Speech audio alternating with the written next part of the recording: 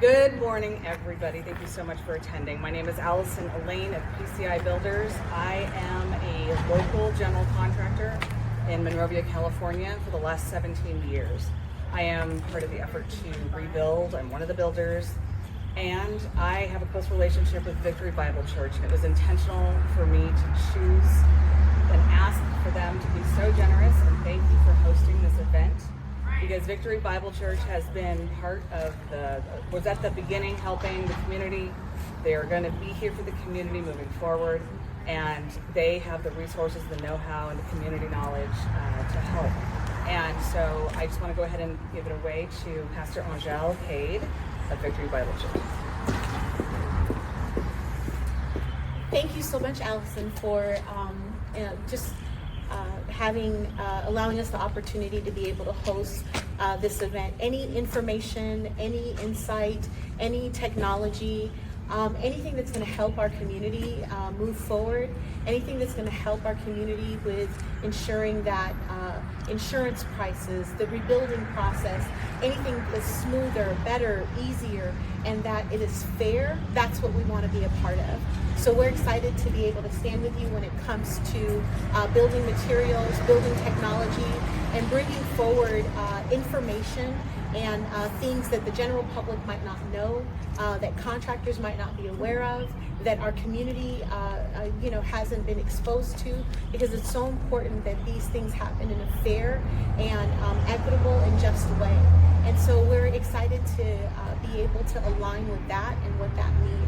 Here at Victory Bible Church, since January 7th, we have stood up as a church, but really importantly, being a place that the community can trust, where they can come and get resources and get information about things that are true and things that are helpful. With that said, along the way, we've seen the unmet needs of the family. We've been in the trenches and being able to hear the stories about the families who are having a tough time, a hard time making a decision on whether or not they're going to rebuild or they're going to sell, what it means for their legacy, what it means for their generational wealth, what it means for the future, what it means for their children. And for us, it is important to advocate and be a part of that conversation. So I just want to thank all of you for being here and actually being able to be here at the church, because the church is a place, yes, we worship on Sunday, but Monday through Saturday, it is a place where community and life happens, and that for us is what the true embodiment of Christ means. And so with that said, I'm going to hand it back over to Allison. But again, I want to thank all of you for being here on the church grounds. And please know, when you think about the church, when you think about Victory Bible Church, know that this is a place that holds the heart of the community and the people we serve, that are not just in these walls, but it's our neighbors and it's the community at large. That's who we stand for, and that's who we love. So again, thank you so much.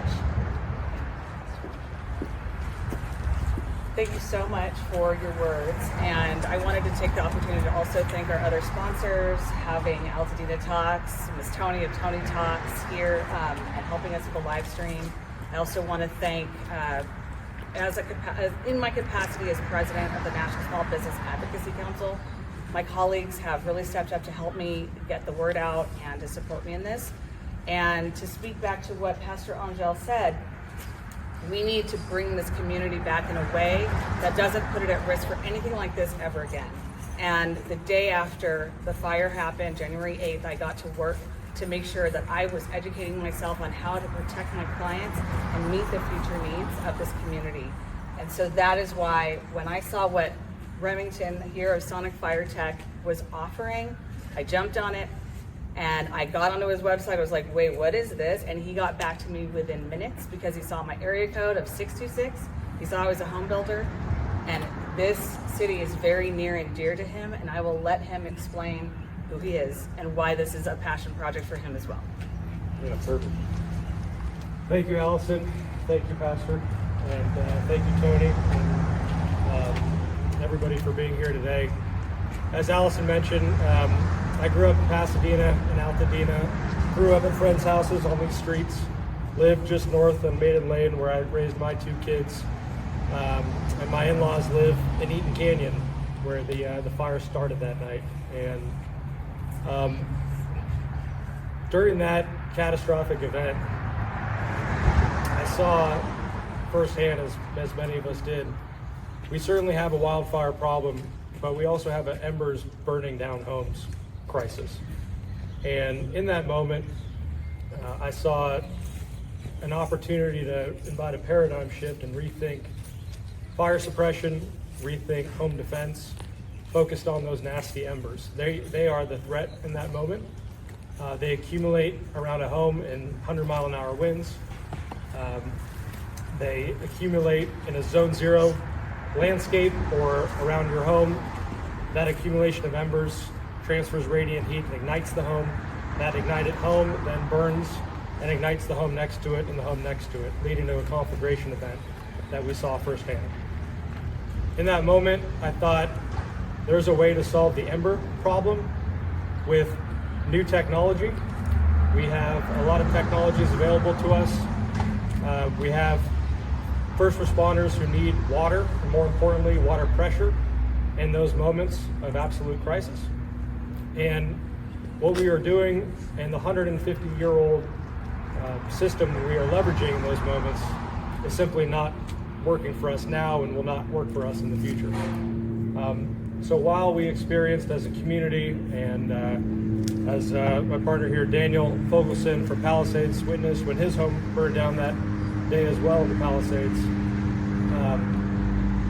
in this catastrophic moment, in this devastating event for all of us, we have an opportunity to think differently about the future, think a little bit in a paradigm shift, if you will, rather than thinking about how we do things the same way as fast as we can. And so we're here today to introduce Sonic Fire Tech. Sonic Fire Tech is a company started by a former NASA aerospace and thermoacoustic engineer named Jeff Bruder, who worked on the Venus rover at NASA for 15 years. His job was to figure out how to protect a rover in 1600 degree Fahrenheit atmosphere, as well as in an acid rain environment. And this needed to operate running continuously for a period of 15 years on its mission, with self-sustaining itself with energy and defending itself from that extreme heat environment. Those extremes were more extreme than what we experienced during the LA fires. And I reached out to him after finding his patent and winning a competition at MIT, where I came to that competition with an idea to protect homes autonomously from the threat of embers.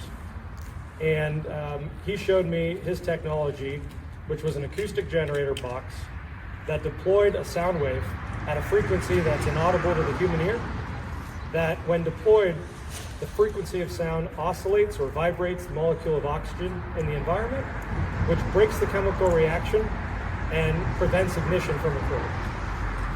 So what we're going to demonstrate to you today is the technology in two forms. The technology in our backpack form, which has our acoustic generator built in. We took a leaf blower from Home Depot that you'll all recognize, I'm sure, and we modified it to deploy our acoustic frequency of sound wave through the wand. And we're going to show you how when we deploy that, we could put out a fire, but we could also prevent ignition from occurring. We are working with LAFD and fire departments all across the state on how we modify this technology to meet their everyday needs. One area that we're currently testing out of that relationship is putting out incipient fires on homeless encampments. They get about 15 to 20 calls a day in a lot of the cities in our county. For that, they're using a lot of water to do it, and they're destroying personal property in the process of putting out those fires. So we see this as an answer to that problem. Let's save water, let's get on that fire quickly, let's knock it out without water or chemical, and let's reduce the collateral damage we're doing when deploying our most valuable resource here in California, which is water. The second demonstration will show our system on this tiny home. So we envision a total residential system for our technology for your home if you're rebuilding or retrofitting. We are going to run a 4-inch duct around the home, which could be concealed by your eaves or built within the rain gutter system. And we're going to run an acoustic signal using our acoustic generator, which you'll hear which is inside this building. It's a 3x3 box, similar to an HVAC unit. It could be inside the home, in the attic, outside the home, against the home. And the system has a detector along each emitter that are placed every 10 feet. And each emitter has the ability to detect a chemical signature of fire or heat. When it detects it, we can use the most detective sensors because we're not worried about collateral damage of the system deployed, unlike water or chemicals. So we use the most sensitive detectors that are UL and FM rated. They're called OPTEC sensors. And when they detect the threat, they open the emitter. That emitter then releases this sonic signature, and that frequency of sound you'll see disrupt by vibrating oxygen the fire and put the fire out. The goal is not to have the fire ignite, but people like to see sound put out fire. So that's what we're going to show you today. But this can also be deployed interior on a home. So we're rebuilding these homes with a mandate in place to put water sprinkler systems inside these homes. Most of these homes that burnt did not have water sprinklers in place because the code was put in after these homes, these historical homes in this historical community were built. So one of the costs builders are looking at and homeowners are looking at in rebuilding are the cost to put internal sprinkler systems in their home. The current water infrastructure in Los Angeles County, specifically in Altadena as well, is not in place to meet the needs of thousands of homes being built relying on this internal water suppression system. The pressure isn't there, the water isn't there, but it's mandated that we do this, and it's going to come at a greater cost because the homeowner has a liability of putting in that booster pump and that added system to pressurize their unit. But insurers also know the collateral damage of those systems. Leaky pipes that go unmaintained, they corrode, they leak, and they cause water damage. And mold remediation is something that, if you're a homeowner or in real estate, I'm sure you've experienced at least once in your life. So in an event like we saw, if we see that again and we have water systems in these homes, we're immediately going to rob the pressure away from the first responders who need it most. And to me, that idea is not acceptable. And to have that mandated by the county and the state is also unacceptable. So we're offering a paradigm shift in that. Our technology is going through certification in the new year. We are working with leading fire marshals across the state and also policymakers to help push for an executive order for adoption of acoustic suppression and or water suppression for interior use in a home. The exterior benefit is also valuable because you could pipe with one system internally and exterior, detect and suppress a fire, and autonomously protect your home. Our system doesn't depend on power or water. We know in that moment we couldn't depend on anything. So, and we've gotten very good at evacuating life. We've gotten very good at safety from our community standpoint. We lost lives, but we could have lost a lot more given the reality of that situation. So I think that problem is for the most part solved, but the economic and emotional devastation of losing our homes and our community is something that I never want anyone to experience, and I can't imagine our community ever experiencing again. So with acoustic suppression in these homes, inside and out, we can adopt this technology rapidly. We can have a paradigm shift occur within our community, and we can use this catastrophic event as an opportunity to bring new technology in the future that preserves our most valuable resource, that is water, preserve our pressure for first responders, and better protect our home with an autonomous system to mitigate the loss of property. So now I'll show you the backpack version first.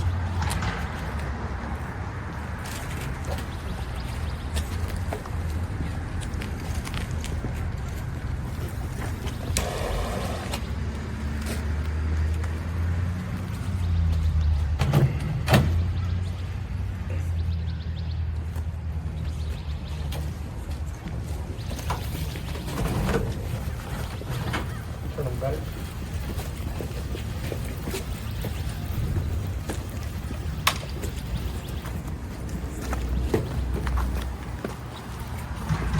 When first responders get on scene at a lot of wildland fires, they typically have a crew that has a 5-gallon water pack that weighs 40 pounds with a little hand hose that lasts about 15 minutes, getting on an incipient fire and putting it out. And they have to run back to the truck, refill, and then go back to it.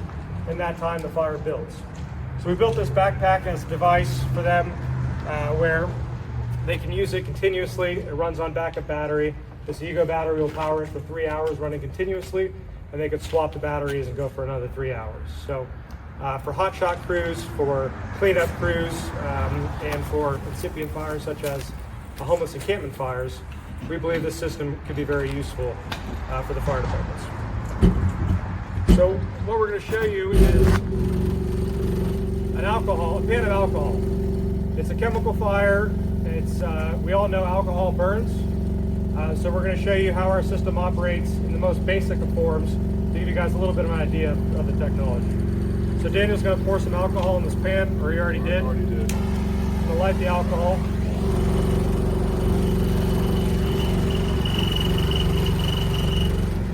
You can see the sound waves put it out. So we vibrated oxygen, cut the chemical reaction, and fire disappeared.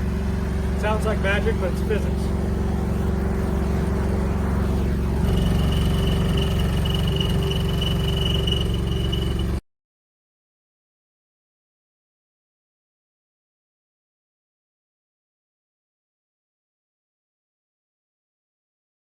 So what you'll notice is it looks like a leaf blower, and you want to see maybe air is putting out the fire. Maybe I'm blowing it out. If I were blowing it, that alcohol would be all over you, and that pan would be 5 feet away. So if anybody wants to come up and feel it, it's a pressure wave of infrasound that's inaudible to our ears, inaudible to house pets, only audible, as we know from our research, to wolves and sea mammals. Now go a couple feet away. Pressure wave that's going and bumping molecules about 30 feet away, preventing ignition from occurring. So now I'll show you what I think is more impressive and the point of the technology, which is to prevent ignition from the get-go. So when I put this over the pan of alcohol that you just saw ignite, we'll see what happens.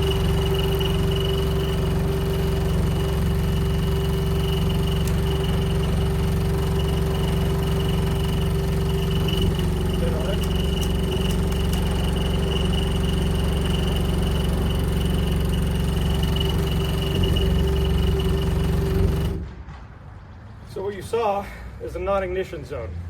We actually put out the torch because we broke the ignition of the torch from the butane to the actual fire. There's a little bit of a gap there. And what you saw is when putting the torch directly into the alcohol, it doesn't ignite. How does that happen?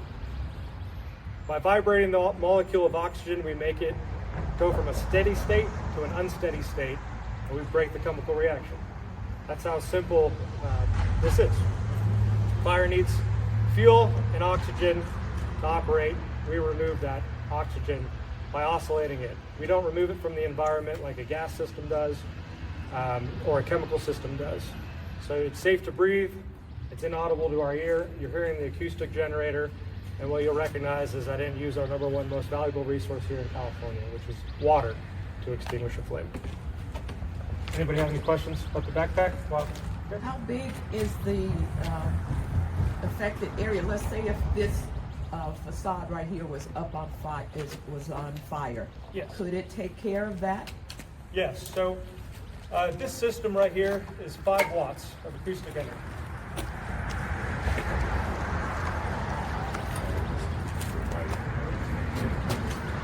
It's the light. The mic's hooked.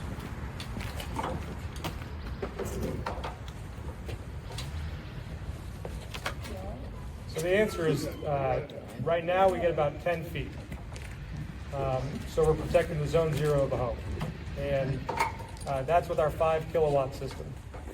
What we are putting on homes in February, from LA to Santa Barbara County, is a system that is 100 times more powerful. So 500 watts of acoustic energy. And the scientific breakthrough that our engineer and founder Jeff Bruder patented was the ability to convert electricity wattage into acoustic wattage in a highly efficient way, or acoustic output, I should say. DARPA spent $20 million working on this technology, and they took 50,000 watts of energy to produce 1 acoustic watt of output. Our engineers developed a new system and a new way of doing this where we take 600 watts of energy and produce 500 watts of acoustic energy. So it's a very highly efficient system and can run on backup battery for days running continuously without the need for power and water. How heavy is the backpack? So the backpack's 40 pounds. 40 pounds. And we're bringing it down to 25 pounds and giving it 10 times the power. No, 100 times the power, sorry. So our goal with the backpack is we can extinguish fires up to 100 feet away. And for the home unit, we look at 30 feet as really being the sweet spot around a home of non-ignition. And unlike water sprinkler systems on the exterior, we see this as being meaningfully adoptable and scalable across the community. Because we know from COVID times and now through conflagration, herd immunity is required to protect our most valuable assets. So a water sprinkler in every home deploying at the same time is not realistic. But a community with sonic suppression built in on every home or on the utility lines, strategically placed in relationship with utilities, municipalities, and homeowners, could create a herd immunity for a community, especially at that initial wildfire and urban interface. I think about this as a snowdrift, right? We've gotten really good at capturing snow along a highway. We haven't gotten good at capturing embers at an interface. This technology has the ability to reduce that in a meaningful way without power or water. Yes, sir.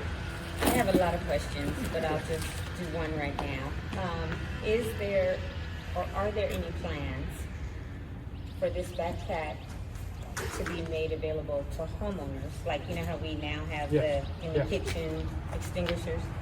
Something like that for those that may not be able to do this initially? Yes. So we are inviting a paradigm shift in the fire suppression industry.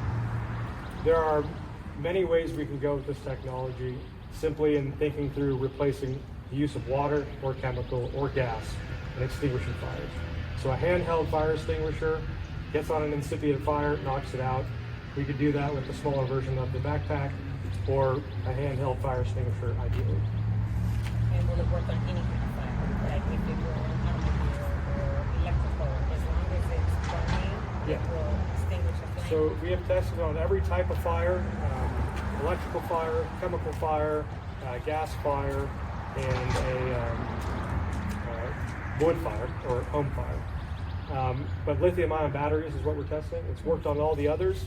With lithium-ion batteries, the scientists show that we can contain likely a battery fire by preventing ignition from things that are around it. But once that thermal runaway occurs, there's nothing really that's going to stop it. But we're hopeful that our system that's 1,000 times more powerful than this will be able to show some data and how we could be more effective there. And yeah, once we answer that, that's the golden goose, if you will, the silver bullet, I should say. Thank you. Thank you. How far do you have to be from, or how close or how far with the backpack? Yeah, so this backpack right here is within a 10 to 30 foot range, depending on the fire. I obviously was a little closer than that today. And same with this, and this is a 5-watt system. So this is our prototype system. Our commercial system is 100 times more powerful, and we'll be demonstrating that here in late February, early March, in partnership with leading insurers who have all stated they want to see it work in that environment. IBHS, State Farm, Mercury, Aon, Deloitte, Stan, a few others. And once they see it working in the way they think, it could answer the conflagration component really meaningfully in a way other things that are on the market can't. And they've gone as far as saying they would mandate this in these communities. And our job is, before that mandate comes, to get to a level of demand and scale to make it affordable so that it's as affordable or at the level of what's currently mandated, the investment of internal fire sprinklers, but the more bang for the buck, you get the value internally and externally. You said with this setup with 5 watts, it protects 10 feet out, is that right? Yes. And as you go up higher watt, what do you expect how far out to protect the house? So each home is unique. So we look at You know, in this tight urban environment, I think 10 to 30 feet, somewhere around there, around the home, makes a lot of sense. Some other more remote places, a little bit further, makes more sense. But our system, our 500 kilowatt system could protect, we say 30 feet around a home, but it's really about 100 feet it'll be effective. And we're working on a technology that is 1,000 times what you're seeing, in partnership with utilities and in a demonstration contract with PG&E that we're hoping will protect a 300-foot perimeter around their most critical infrastructure. So with this home one, the defensible space that we all have to use to rebuild is 5 feet or whatever. Yes. So this 500 watts would cover that. Yes. And what you're doing that's 100 times more powerful potentially will cover us and our neighbors. Yeah. Should somebody else's house catch fire, but it would cover mine and the person on the other side as well. Exactly. So every fire starts small. And in this case, every fire that started was caused by embers. And those embers caused those buildings to burn, create radiant heat, transfer that. I mean, we saw that from home to home. We also saw that dramatically as the next days through a connected fuel, like a wooden fence. I mean, I remember it just being devastating, seeing, you know, the communities. I think at this point it was going towards La Cañada, and we just saw structure by structure over days. And that to me was preventable. So with this technology, when the fire comes to a point where the molecules are oscillating, the ignition just breaks, it stops. It doesn't continue to occur, as you saw in the pan on a small scale. But these are the larger demonstrations we're going to be doing in the coming months. And when I say each home is unique, it's because, you know, if you think about the herd immunity piece and a whole block adopts this, then you've got, you know, go 30 feet coverage on every home, and you've got effectively this dome, this solid shield. Urban fire break. You got this urban fire break. But, you know, if the neighbors aren't adopting it, you may want to be in 10 feet, you want to be 30 feet, depends how much space you really have and want to defend. But it also depends on how we work, or how we adjust the emitters, how we point them out, because we deploy in a cone of frequency. It looks very much like a water, what are those called? They go down. Yeah, rain gutter. No, thank you, Yes. rain gutter. It's like So rain gutter. I looked at a house, I thought, where do we put this thing? So And- aesthetically, it would be okay. Yeah. I saw the Ember models and thought, oh, we could use the rain gutters, put in the exterior of the house. We rethink rain gutters. They don't only capture water, but they operate as a fire suppression technology. So that's what we're thinking. Makes most sense, but each home is different. I have one more. I'll let you go in a minute, but you're PR. So obviously we want to know, this is new technology, but how ready is Sonic Fire Tech to put these in homes? Because we also know that Altadena has a ton more permits than Palisades, and we have about 30 a week that are starting builds. And so everybody has to show that they will get these fire sprinklers. Yep. But if somebody hears about this on either our podcast today or somewhere else, then if they go, oh, I want this, instead of the fire sprinklers, my insurance company wants it so they don't pay for water damage and everything else, are you ready to put this in someone's house? We are ready to aggregate that data. But currently, the code is mandated fire sprinklers. So we are working with Fire Sprinkler Association. We are working with UL, FM, and NFPA, who are the certifying bodies. We are going through the certification process. We're kicking it off in January. The installation of the materials is all certified. The 4-inch ducting system is a already certified material for builders.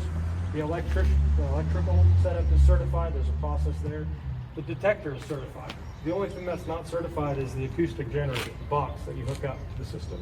So you can certainly build with the infrastructure in place to adopt the technology when it is certified. At that time, the price point of the technology will certainly be less than it is today. But the reality is as a business, we need people to invest and adopt the technology in its current state in order for us to get there 12 to 18 months from now with a certified product. That's 1 to 2% of a home's value, and that price point is applicable from a $1 million home to a $15 million home. So 12 to 18 months, I heard you just say. Yes. So people that are building right now and don't want to wait 12 to 18 months will not be able to utilize this. Or they'd have to pay what they pay now for regular fire sprinklers and then pay you all later if they want to convert, which is a whole nother issue. I ask those folks who desire to rebuild as quickly as possible to think about the mandates that are in place, to question those. From what I'm hearing with the local builders, and Allison mentioned this earlier, we're having an issue with even getting the water department to answer and return calls to test pressure and answer what they're going to do about the pressure that's not there for these homeowners and builders to meet the mandate for internal sprinkler systems. So I think while you're looking to rebuild in 12 to 18 months, and that may seem realistic for some, this is an opportunity to think a little bit differently. In my experience, building takes a lot longer than 12 to 18 months. Not only the plan approvals, but the supplies, the materials, getting everything in motion. And I'm here to invite an idea of building smarter. I also ask that you reach out to Allison at PCI or myself directly, because I want to get a letter of interest from you about the technology. It's my job is to aggregate that with tens of thousands of people across the state and take that straight to the governor's office and demand an executive order with 50 fire chiefs behind me that say, we need this over water-based suppression internal on the home. I want to take that with the insurers who say it makes more sense than water suppression. I want to take it with Department of Water and Power and our local water municipalities and say, it's going to be $2 billion for us to invest in this infrastructure in order to meet these mandates. It doesn't make sense. And the water conservancy boards and groups that recognize this is our most valuable resource. We cannot build more homes depending on a resource that is getting less and less available. That doesn't make sense. So that answer is no, we're not ready now. Yes, 12 to 18 months or more, because we have all this legal stuff that we need to do and regulatory stuff and all of that. Yes. Thank you. But we need you to demand it. All right, let's So go. that's why we're here today. Let's say there's a fire going on and I look up and I go get my pack. Can I just spray my whole house because you said that it won't catch on fire after a while? Just spray my whole house and my house should not catch fire. How long does it last when you gave the example of it not relighting, the gas not relighting? So I've sprayed my house. How long does it stay fireproof? Yeah, so this is not a spray. Or This needs to run continuously because we are modifying the atmosphere. We're oscillating oxygen at a rate we can consume it, but fire can't. So we need to be running continuously.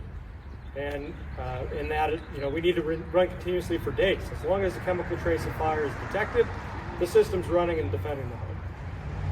I don't know you personally, but I'm assuming you're Wonder Woman. And, but most won't be fine, and I highly recommend against staying, especially in that environment. Get out of there. We want to rethink how a home autonomously defends itself when you're gone. That's the goal here. Good. Are there challenges to installing the system on an existing home, or are you versus like putting it in a new build? No, so we are modifying several existing homes from here to Santa Barbara in the first quarter of the year. And the goal there is we're working on a modified rain gutter system. So your rain gutter is 3.5 inches to 5 inches depending. We are going to take that and make it a 6-inch rain gutter, a box. That 6-inch rain gutter will contain a 4-inch duct that'll be fully enclosed and then have a 3-inch gutter in front of it. That'll run around the home with emitters like this every 8 to 10 feet. And that way you'll have a modern aesthetic to your home. We have round copper. We could run just bent aluminum and metal rain gutters. And so it's aesthetically pleasing and it's a dual function and a smarter use of that space on your home, but also aesthetically pleasing. So that's the goal. I'm a fire sprinkler contractor. So with your question, in all reality, maybe 12 to 18 months down the line, wouldn't we be able to remove the sprinkler heads off an existing fire sprinkler system and possibly install emitters to like lower the cost of actually repiping the entire house? Yeah. So we're doing a lot of research there right now. But what we found is at 20 hertz or 24 hertz and below is a long form sound wave that needs to travel through the ducting system in a unique way. And that 4-inch duct is really the perfect ideal size out of a 2-inch emitter. So out of a 2-inch sprinkler, if you will, that produces that cone of suppression. So that 1.5-inch line would not be compatible with the system. So this is why, as we're building new homes, we think put a 4-inch system right along that 1.5-inch. It's a small investment. It could be HDPE, PVC, and you'll be set up to then turn off the water and put on the acoustic generator when the time comes. But what I envision for the future for yourself and the fire sprinkler industry is a more valuable system that has less liability and the same requirements of installation of a water-based system. So we're leveraging your expertise, your licensing, we're providing you a new product to generate more demand for that system, and we're directly reducing liability for the internal use because you don't have the collateral damage associated with water-based systems. So mold damage, remediation, etc. But we need your technical expertise. We need you guys installing it because we're building the technology and deploying it, but we're counting on you and that whole industry to install it. Yeah, we'll get it out there. Right on, man. Thank you. I have a question from a viewer in our podcast that says, for those property owners who are able to rebuild within the next 12 to 18 months, what is the projected cost to retrofit a rebuilt home later once the technology is approved by the state? Do you have an estimated or projected cost? Yeah, our goal in 18 months is to be at a scale of thousands of units deployed, and that would be a price point of 1 to 2% of your home's value. And why I say 1 to 2% is because that's in line with home improvements and it also scales with aesthetic demands for different price points of infrastructure. So around 25,000 to 30,000 for $1 million homes up here, which all of them would be. Yeah. Which is in line with a water-based fire sprinkler. Yeah. Okay, one last question from me, Yes. and then I'm gonna just bring you on the podcast so you can answer all the Hey, rest. I'm here for you. All of those that do and or will have solar, Yeah. because we know that at first it was mandated, now it's optional, but a lot of people are gonna get it. These are batteries, Yes. right? The other box is a battery. Will it tie in to a solar system so that it's more effective, or is there something to eliminate the battery, or how will that work? Yeah, so the system is designed to be highly efficient, run on backup battery. So that could be a Tesla Powerwall, a backup generator, whatever backup battery you have attached to that solar infrastructure. And the idea is, you know, in a perfect world, you leave the house, you evacuate, that system kicks on when it senses ignition, it deploys that frequency and keeps it consistently running until there's no threat detected, leveraging that backup battery and that solar. But you mentioned solar, and we as a community are used to the rebates on solar, the rebates on artificial turf for reduced water usage. I foresee in that 12 to 18 months, systems being adopted will have that same rebate and incentive to them as well. Nice, thank you. Yep. So one last thing, I think you touched on it, but I want to make sure that you pointed out the concept about sound waves just in general. Right? We can stand outside a stadium and we can hear the sound. So the concept about sound waves being effective here and kind of more to the point about herd immunity, and if it's on one house, does the house right next door actually need it? Sound waves travel and all that. Yeah, so we say yes, you know, everybody needs it, and we think about scalability and herd immunity as being the answer to that catastrophic event of a conflagration that we saw and experienced. And we think through the requirement of resources as you know, being self-contained, so we need the system to operate on its own. But sound does travel. We're all familiar with the sonic boom. We're all familiar with hearing it outside of the stadium, what's going on inside the stadium, or the bass at concerts. We feel that pressure wave. We feel it in our bodies when we stand at that speaker. The difference here is while we're operating sound waves and we're deploying them at a very high decibel level, and you can feel that pressure wave coming out, we are operating below the audible frequency for humans, house pets, and most animals. So in doing so, yes, sound does travel. And one question we get a lot is, well, how does it work in wind? We're not susceptible to wind and gravity in the same way water is. We are bumping molecules. We're surrounded by molecules, we're bumping them, we're vibrating them, And it's hard to measure that because we can't see it. But we do have tools that we can measure it in the environment.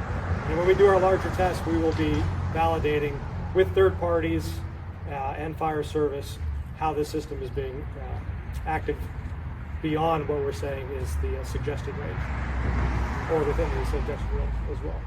But yeah, this is again a paradigm shift, and I've got a team of former NASA engineers that are much smarter than me as it relates to physics. But I'm the guy that found it in the lab and brought it to my community to say we need to bring it from space into the real world and solve one of these pressing problems we have here on Earth. Yes. You mentioned what you're doing to get mandates changed legislatively, but from an advocacy side, what could a community do? Is there a petition?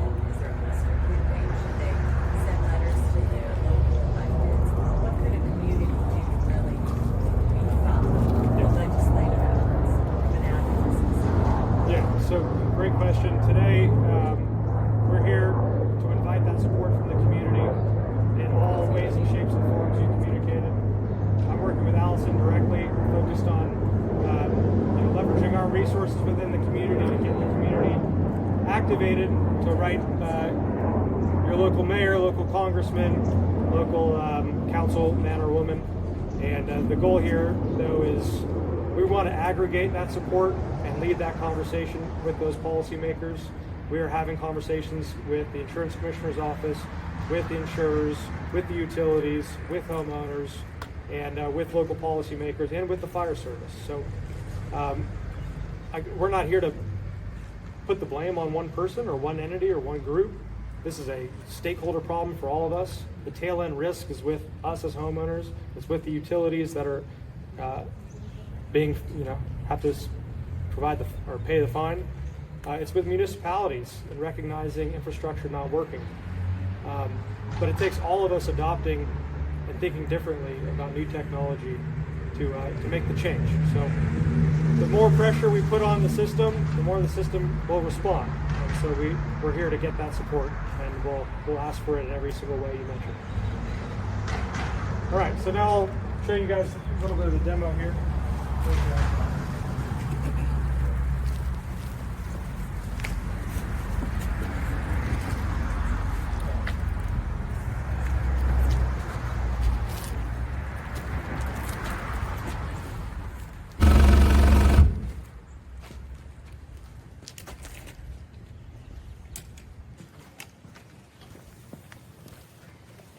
All right, now for the drama.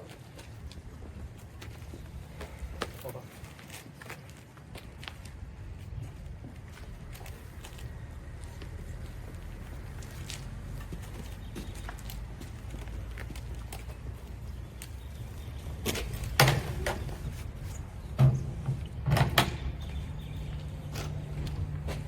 All right. Daniel, why don't you show, well, actually I'll show the detection first. All right, so we work with the most sensitive detectors. It's an Optex sensor out of the UK. This is UL-FM rated and certified.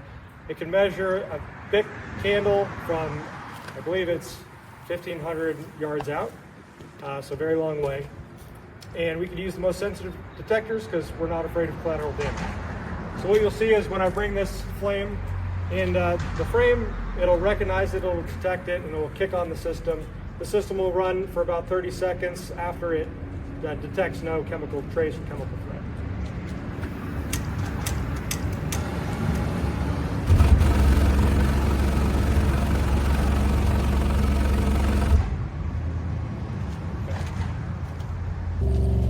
So we hear a lot about Zone 0 and removing vegetation from around our home where embers accumulate, ignite, and then transfer heat that burns your house down.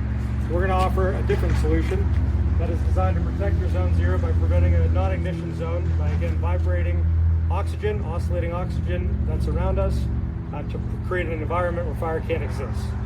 But rather than show you how we're going to prevent this ignition like I did in Japan, we'll actually light it and show you our system detect it and then suppress it.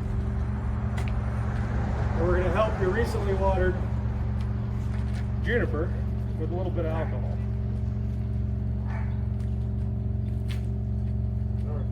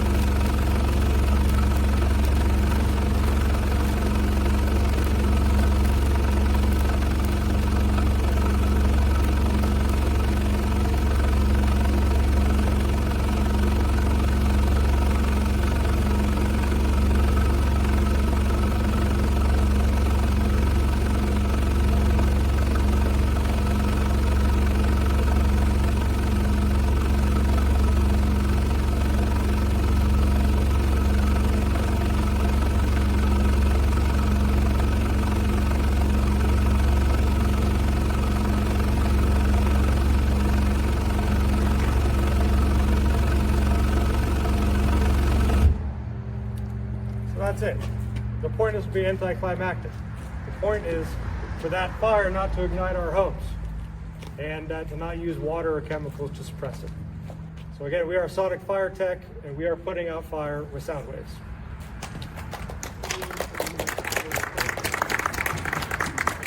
We're also happy to light a fire, and you can see it really put it out. But I also want to show you a couple things on the screen in a second after Allison presents. But we took this to the chief of the San Bernardino Fire Department, Chief Dan Muncie.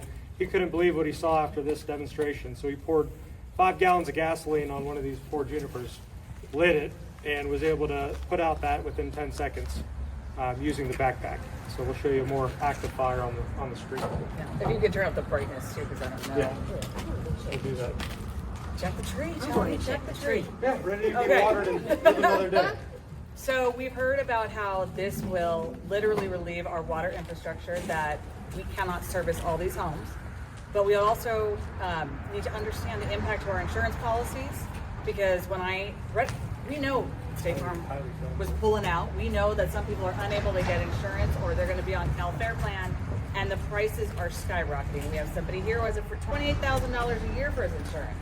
Anything we can do for the long-term affordability of this community, because yes, we'll do our best to build back safe, home-hardened, affordably, but what about the long term? What about that insurance policy? We can't let people go uninsured anymore. That was a huge problem. Tony and I have talked about that. So this right here, insurance companies, when we're talking about the exterior, that's why it's easy for Sonic Fire to go, because it's not really monitored. There's no permit for exterior suppression for a residential. No certification. No certification. It's an unregulated space. Exterior defense of the home.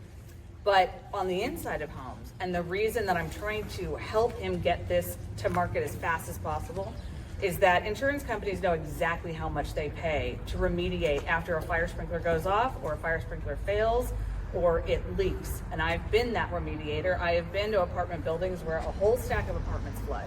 Everybody loses their stuff. They have to get new floors, drywall, insulation, you name it. What I don't want to see for people who lost their homes, and even people who didn't lose their homes, who had to lose all their furniture, their clothes in the remediation process, let's not risk that again. Because if the fire sprinklers go off to protect a small candle fire, now they're losing their floors, they're losing their furniture, and that trauma can possibly come back. So I am trying to make sure we build in a way that this just doesn't happen. We don't have to worry about another remediation. So here's the call to action that I want everybody to do. I have, me and my partner Ken Peterson, and also the other general contractor, Kendra Mays, in this area, we have committed to selling as many, or getting enough letter of intent so that 5,000 units pre-sold or agreed upon, to bring the price point down, like you said, and to also use those letters of intent to go and advocate. So again, as my role as an advocate for small businesses and communities, I saw this and I was like, this is literally our future, and we have to push it now. I want to see it in Altadena. I'm gonna get it in Altadena. We're gonna do it. And I hope we can do it sooner than 12 months. We'll do everything we can. I have resources here you've been watching. We're gonna do everything. So go to PCI.Builders, P as in my actual company name is Plum Crazy Incorporated, so it's for Plum, but PCI.Builders/Sonic, and that goes to both of us. If you do go to sonicfiretech.com, just let them know this is part of this Altadena project, because we worked really hard to get this together. Tony Talks and Altadena Talks, they're here, and this is our community. So let's join forces, because I even have an assistant running around taking down the names of all the builder signs on the rebuild area so that we can email them and create a database. So we're here to bring as many builders as possible.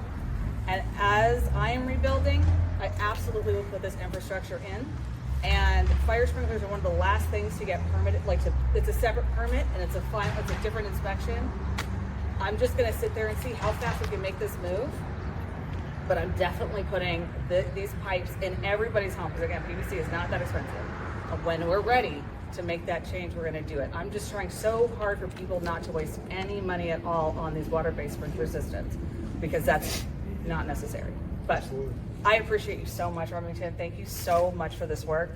And I hope we can make a difference here in Altadena and show the world what we got. Thank you, Allison. Thank you, Altadena.